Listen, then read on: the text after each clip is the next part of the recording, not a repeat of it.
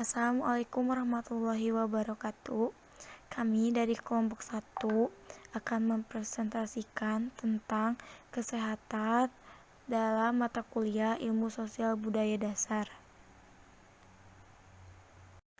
Pada presentasi kesehatan ini, kami menjelaskan Dr. Thomas Allison tahun 1858 sampai 1918 mengenai kesehatan. Tentang dokter umum Inggris dan Master Baker kaget dengan daftar medis pada tahun 1892. Apa yang menyebabkan penolakan medisnya adalah gagasannya tentang bagaimana menjadi lebih sehat. Allison percaya bahwa orang adalah apa yang mereka makan. Apa yang dimiliki banyak orang sebagai makanan sehari-hari mereka pada waktu itu adalah makanan yang tidak sehat dan air yang tercemar yang menyebabkan mereka rentan terhadap penyakit dan kematian pada usia rata-rata 43 tahun. Allison 2007-1893. Pada presentasi kesehatan ini, kita akan menjelaskan tentang penyakit objektif, penyakit subjektif, dan penyakit sosial. Penyakit objektif. Sampai relatif baru-baru ini, interpretasi utama kesehatan adalah tidak adanya afeksi fisik atau mental yang baik menyebabkan penderitaan pada individu yang bersangkutan, ketidakmampuan dalam kegiatan sehari-harinya, atau menyusahkan keluarga atau komunitas orang tersebut. Artinya, kesehatan telah berabad-abad didefinisikan sebagai tidak ada penyakit. Lebih lanjut, bagian dari interpretasi anti penyakit ini dari pusat kesehatan tentang moralitas menjadi tidak sehat dalam masyarakat pra-industri dan modern membawa serta unsur kegagalan pribadi dan kewajiban untuk menjadi baik. Blacker 1990 bersikap tidak sehat adalah tanda kemauan yang tidak memadai, bahkan ketika rute penularan penyakit tidak terpengaruh oleh individu yang paling disiplin. Pada tingkat tertentu, semua orang yang tidak sehat menjadi tersisih secara sosial, baik secara permanen, seperti dengan penyakit kronis seperti AIDS dan skizofrenia, atau sementara seperti kebanyakan kondisi akut. Namun, semakin di negara-negara barat, mereka yang menjauhkan diri dari alkohol, merokok, berhubungan seks tanpa kondom, dan makan tinggi lemak dan manis, memiliki keunggulan moral. Manjakan diri dalam praktik-praktik ini dapat menarik stigma sosial, kehilangan pekerjaan, dan mungkin penarikan lainnya perawatan penyakit jika pasien dilihat oleh praktisi medis dengan sengaja mengekspos diri mereka terhadap risiko yang tidak perlu.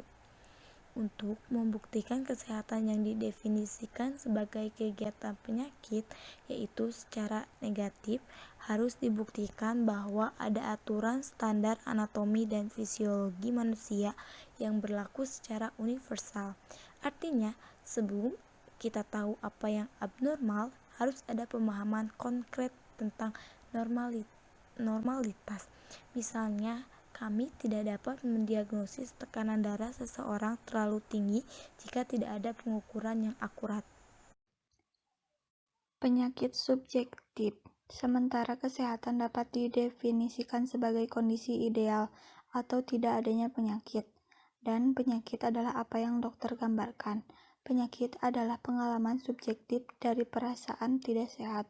Penyakit dapat diartikan sebagai pengalaman penyakit, termasuk perasaan yang berkaitan dengan perubahan kondisi tubuh dan konsekuensinya karena harus menanggung penyakit itu. Oleh karena itu, penyakit berhubungan dengan individu yang bersangkutan. Penyakit adalah apa yang dirasakan individu yang salah dengan dirinya dan dapat menyebabkan membuat janji bertemu dokter. Penyakit adalah apa yang salah individu dengan dirinya pada kembali dari janji itu. Untuk Cecil Hellman 2007, berbagai bukti subjektif terlibat dalam proses mendefinisikan diri sendiri sebagai sakit.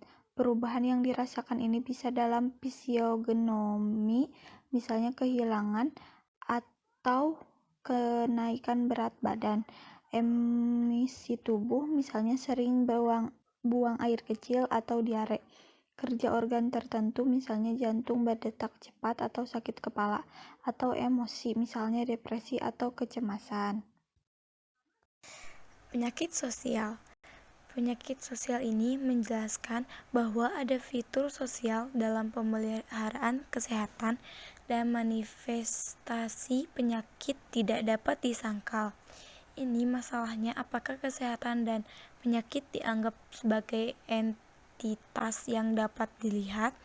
Positivis posisi ilmuwan medis dan strukturalis sosiologis atau fenomena keliru disulap oleh wacana medis dan politik.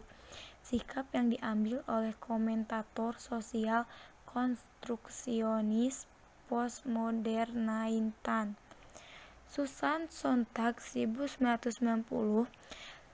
menyatakan seseorang ahli analisis sejarah yang condong ke arah konstruksi tentang penyakit menunjukkan bagaimana kondisi dengan penyebab yang tidak diketahui dan perawatan yang tidak efektif menarik perhatian dan rasa jijik yang luar biasa dan atau konotasi romantis.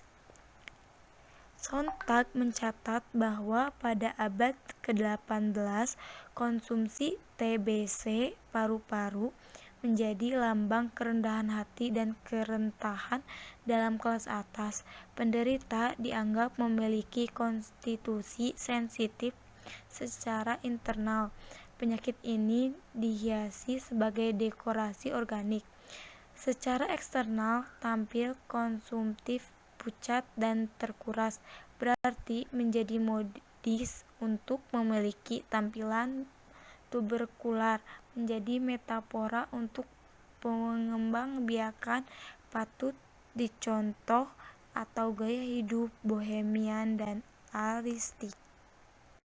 Friedrich Engels mengatakan kolaborator intelektual dan keuangan Karl Marx mendukung menulis sejarah sosial kelas pekerja Inggris pada musim dingin 1844-1845. Dia menggambarkan kondisi sosial yang mengerikan yang dialami oleh orang miskin yang tinggal di kota-kota industri besar pada zaman itu. Dia juga menghubungkan penyebab morbiditas dan mortalitas di antara penduduk daerah kumuh, pekerja pabrik, dan pengangguran dengan kondisi sosial ini. Risalah Engels adalah salah satu catatan paling awal dan terkaya tentang bagaimana penyakit tidak dapat dipahami secara sederhana dalam hal biologi dan patologi. Dalam ekstrak ini, Engels meletakkan kesalahan atas penyakit dan kematian pada cara struktur kapitalis masyarakat terstruktur dan khususnya pada kaum borjuis. Cara di mana banyak orang miskin diperlakukan oleh masyarakat saat ini adalah memberontak. Mereka ditarik ke kota-kota besar di mana mereka menghirup atmosfer yang lebih buruk daripada di negara ini. Mereka dipindahkan ke distrik yang dengan alasan metode konstruksi berventilasi lebih buruk daripada yang lain. Mereka kehilangan semua sarana kebersihan, air itu sendiri, air bersih, karena pipa diletakkan hanya ketika dibayar, dan sungai-sungai begitu tercemar sehingga mereka tidak berguna untuk tujuan seperti itu. Mereka diwajibkan membuang semua jeroan dan sampah, semua air kotor, seringkali semua di drainage, dan kotoran menjijikan ke jalan-jalan. Mohon maaf bila ada kesalahan dalam penulisan maupun pengucapan penyampaian presentasi mengenai kesehatan. Sekian dan terima kasih. Wassalamualaikum warahmatullahi wabarakatuh.